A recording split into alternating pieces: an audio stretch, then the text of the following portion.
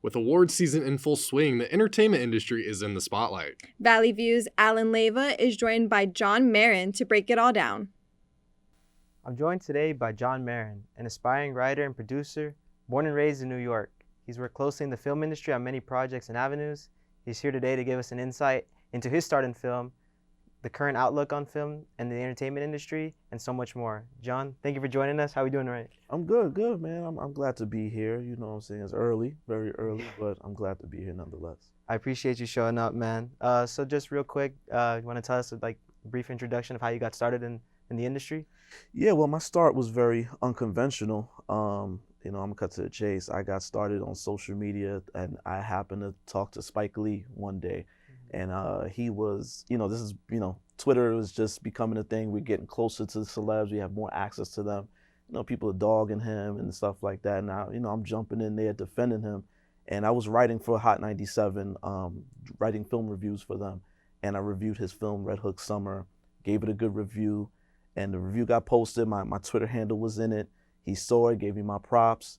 Then I just happened to go to a party he was throwing on my 25th birthday, and I saw him, and he's walking through the crowd, and I just introduced him. I introduced him with my Twitter handle, and from there he was like, "I've been wanting to meet you," and we exchanged info, and eventually he just kind of brought me onto set for that same film, The Sweet Blood of Jesus, and I worked hard, and he was just like, "Yo, I like your work," and that was my start in the industry. That's crazy. So working with him, how was that?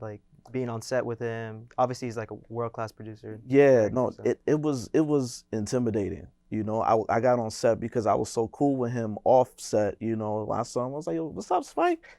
And he gave me this crazy look, and he was just like laser focused. And like another PA pulled me aside and was like, "Yo, Spike, he's in director mode right now." So and just seeing him work, and like, he goes for what he wants. He's intense, and he knows what he wants. That film was only made on a shoestring budget. I think it was like $1 million we got on that film to make it. So that's nothing nowadays. And so we had to do. It was a lot to do, a lot to get done, and he made sure we did it. I think we even ended shorter than the time we were supposed to be shooting the film.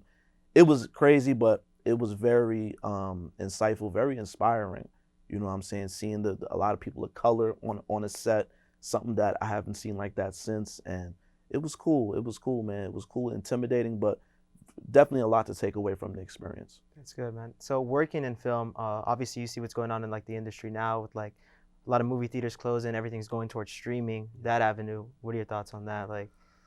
It's interesting. I think the industry is still learning. The industry is still adjusting. I know a lot of people think movie theaters are dead. I say otherwise. I mean, we're not seeing things like, neighborhood theaters anymore. Single screens, twins, triplexes, quads. We're not seeing things like that no more. We're seeing more multiplexes, 23 screens, 30 screens. You know what I'm saying?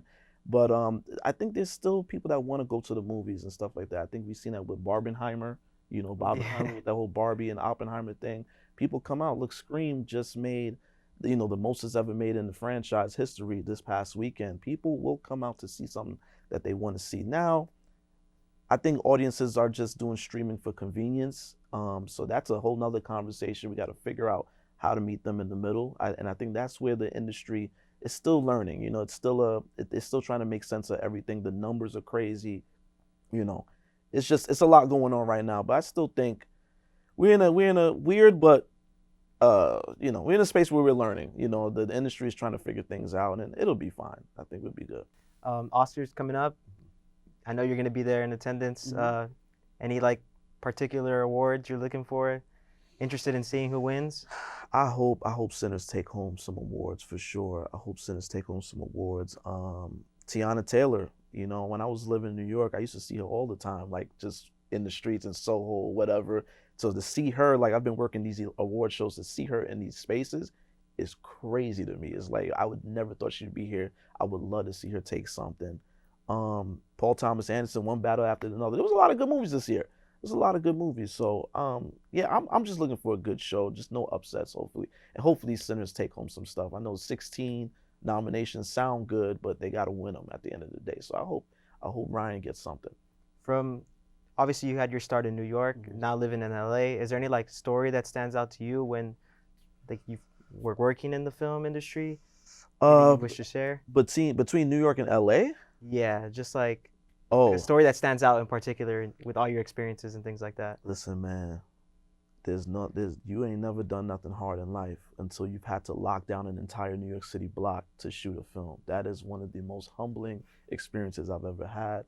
I just did Highest to Lowest last year with Denzel and ASAP Rocky, and I was in the Bronx, and we had to shoot this big stunt scene, and we had to lock down the blocks to make sure people don't get hurt because there's a lot happening.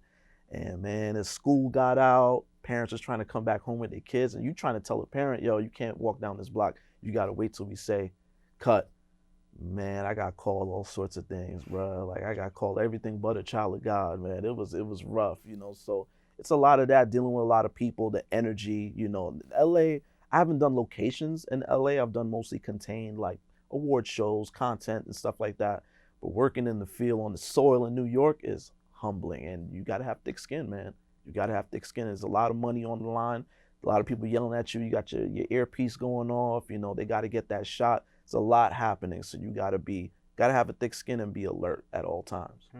Is there any projects you're working on currently? No, just right now. I'm gonna be doing the Oscars in next week. Actually, I start the Oscars. And I'm doing freelance work right now, man. So I'm just kind of going from gig to gig.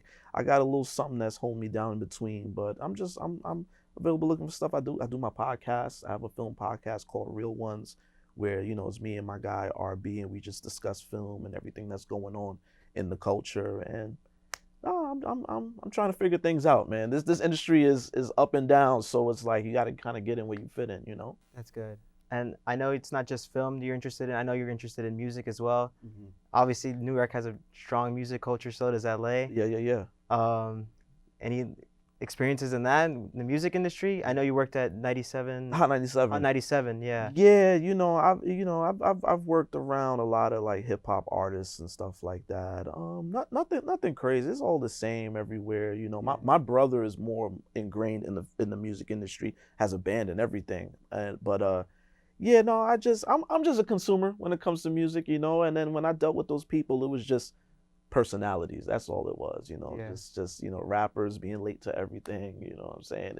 It was a lot of that, just dealing with that. And I took care of more.